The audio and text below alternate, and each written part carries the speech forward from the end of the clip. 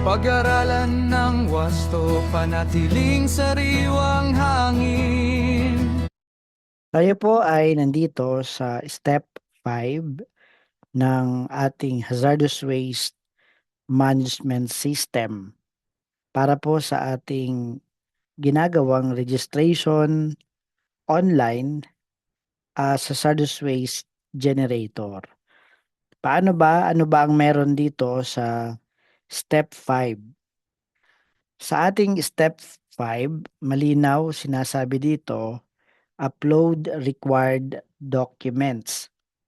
So kapag tayo ay merong registration as a hazardous waste generator, we need to submit the required documentary or required documents.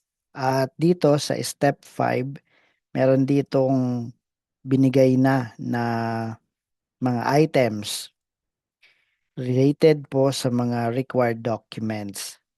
So isa sa mahalaga dito sa step 5 na titingnan yung ating mga documents na isasubmit, dapat ito ay maximum file size ay 5 MB.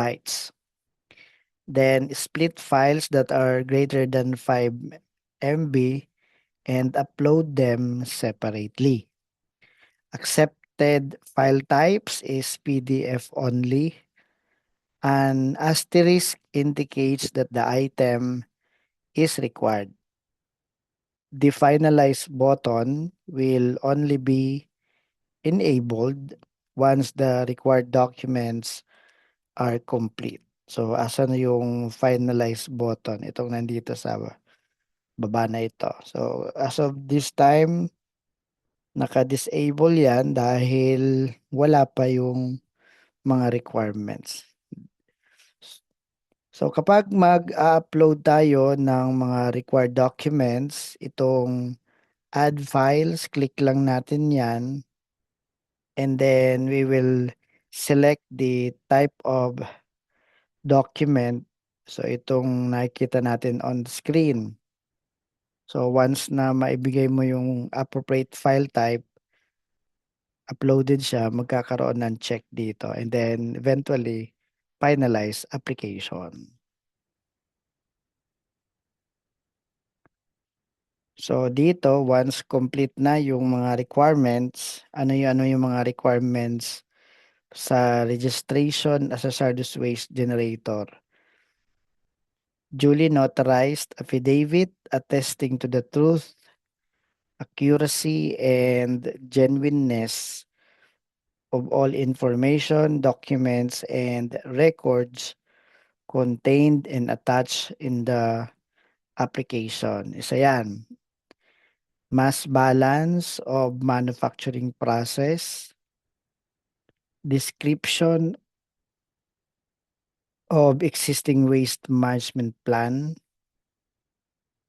analysis of waste, other relevant information, copy of environmental compliance certificate, ECC, or certificate of non-coverage, CNC. The copy of valid permit to operate, copy of valid discharge permit, pollution control officer accreditation certificate, contingency and emergency plan, photographs of hazardous waste storage area, official letter of request. Then, kung tayo ay nasa rental of properties, list of individual tenants or establishments. Kapag approved naman as a cluster, information on the individual member establishments per approved cluster, letter from the EMB Central Office on the approved clustering, affidavit of joint undertaking, among individual member establishments, the cluster managing head, and the cluster PCO. Map of clustered individual establishments, including geotag photos of the facade of the establishment. So those are the required documents for the registration as a hazardous waste generator. So you can take screenshot ng mga requirements na ito.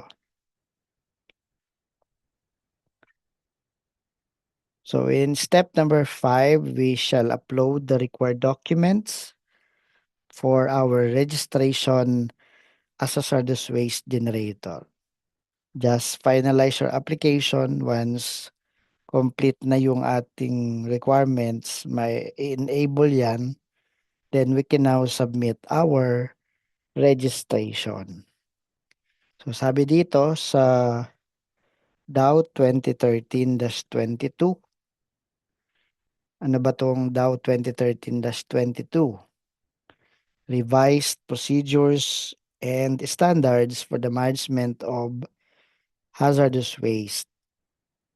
Check natin ang chapter 3.3.